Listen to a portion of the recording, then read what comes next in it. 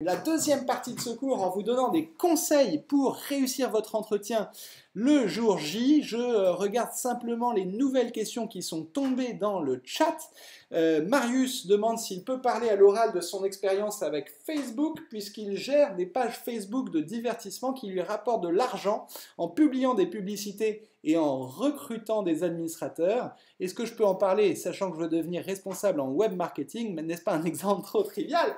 Mais bien sûr que non, Marius, c'est génial. Bravo, Marius, c'est top. Et ce serait criminel, évidemment, de ne pas parler de cette expérience qui assoit vraiment ta candidature et donne de la crédibilité à ton projet. C'est-à-dire que si tu dis, ouais, moi je veux faire du web marketing, et que tu enchaînes tout de suite en disant, et d'ailleurs j'ai pas attendu d'être diplômé pour m'y mettre, je gère déjà des pages Facebook et je gagne même de l'argent grâce à ça, je sais ce que c'est que de gérer une communauté, que de faire de la pub sur Facebook, que d'acquérir des clients, que de prendre du like, de prendre du clic, tout ça c'est des choses qui vont te donner énormément de crédibilité et qui vont faire de toi un candidat très intéressant pour le jury. Donc bien sûr, oui, il faut en parler. Geoffrey, j'ai un projet de création d'entreprise déjà très travaillé et bien défini. Est-il valorisé de le développer en entretien, étant donné que l'EM Lyon est l'école de l'entrepreneuriat?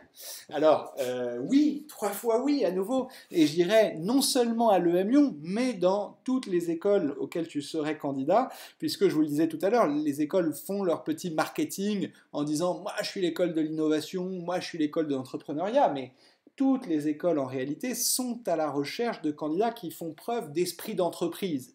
Ce n'est pas forcément des gens qui vont créer leur propre entreprise, mais c'est des gens qui en tout cas sont entreprenants. Et si ton projet professionnel c'est d'être entrepreneur au sens strict et de monter ton entreprise, alors évidemment il faut montrer là encore que tu es crédible, montrer d'où ça sort ce projet. Et si tu as une idée précise d'entreprise, eh bien vas-y à fond, parle-en, ça va beaucoup intéresser le jury. Mais encore une fois, je t'encourage à ne pas être trop fermé et à bien montrer que tu es conscient que l'entrepreneuriat, c'est pas seulement avoir une idée, mais c'est bien d'autres qualités, savoir lesquelles.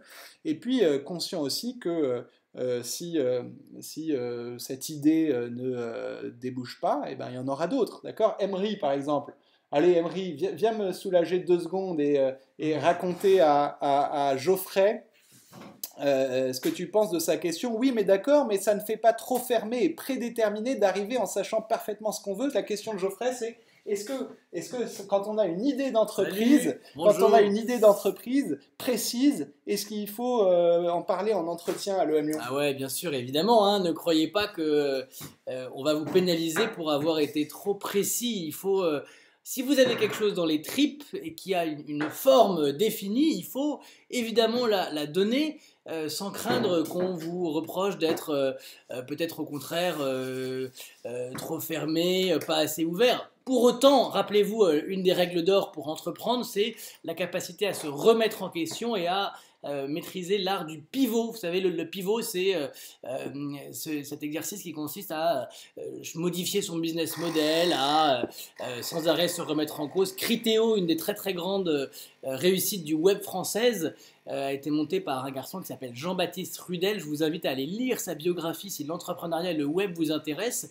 Eh bien, au début, Criteo, c'était un site de recommandation pour cinéphiles, où en fait on indiquait les films qu'on avait vus et puis il y avait un petit algorithme qui vous proposait d'autres films que vous seriez susceptible d'aimer. Aujourd'hui ça n'a plus rien à voir, il a pivoté. Pour autant, s'il avait été candidat en école de commerce, Jean-Baptiste Rudel, il aurait eu intérêt à présenter son projet de façon aussi précise que possible, si effectivement son projet il l'avait en tête de façon précise, c'est-à-dire qu'il n'est pas interdit du tout à la fois d'avoir une vision très claire de ce qu'on veut entreprendre et en même temps de rester ouvert parce qu'on sait que l'avenir ne nous appartient pas complètement. Voilà, donc oui, bien sûr, vas-y, fonce, n'hésite pas.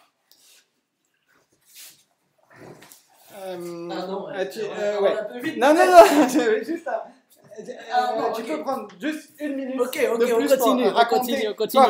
Toi, Non, t'es un entrepreneur. Ouais, alors, à À propos de l'entrepreneuriat, peut-être juste vous dire que j'ai fait passer les entretiens hier soir à des candidats et j'ai posé 4 questions pendant l'entretien pour chacun d'entre eux. La première, si vous étiez une qualité, si vous étiez vous-même, c'était un petit portrait chinois, un défaut, si vous étiez un métier et si vous étiez une entreprise. Et il y en a un qui m'a vraiment scié parce qu'il a eu des réponses parfaites à ces 4 questions. La première, pour la qualité, bah, lui, il se sentait assez créatif, donc c'est ce qu'il a dit. Il m'a dit, je crois que je suis avant tout quelqu'un de créatif, et il a illustré cette qualité. Le défaut, bah, il a dit, bah, le défaut, c'est un peu le pendant de la créativité, c'est que je me sens plus heureux dans le commencement que dans l'achèvement. J'aime bien avoir des nouvelles idées, et lorsque je les mets en place, très vite, une autre idée plus neuve apparaît, et je préfère la suivre plutôt que d'aller au bout de la précédente. Ça, c'est vraiment mon défaut, donc j'ai du mal à aller au bout, et pourtant je pense que c'est indispensable de savoir se tenir à une idée, de creuser son sillon, parce que sans cette rigueur, le succès n'arrive jamais. En ce qui concerne le métier, bah, naturellement, je serais créateur d'entreprise, entrepreneur, parce que ça correspond à cette qualité.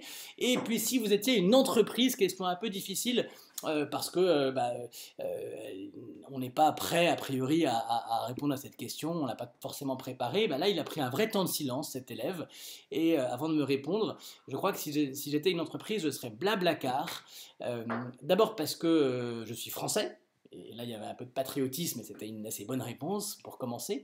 Et que c'est une très belle réussite française. Ensuite, parce que je suis ambitieux. Et quand on regarde les perspectives économiques de Blablacar, eh bien, elles sont très ambitieuses elles aussi. Et puis enfin, parce que moi, j'ai besoin de mettre du sens dans ce que je fais. Et je crois que c'est une entreprise qui, au-delà de ses perspectives économiques et financières, permet à des gens qui ne se seraient jamais rencontrés dans la vie de pouvoir le faire en 2 heures, 3 heures, 4 heures, côte à côte sur la banquette arrière pendant des trajets. Et ben, ils ont en fait recréé du lien social. C'est pas forcément des gens qui vont devenir amis dans la vie, ils se verront plus jamais pour la plupart d'entre eux, mais ils ont vécu une expérience forte. Et pour moi, c'est une entreprise qui du coup fait sens de ce point de vue-là aussi.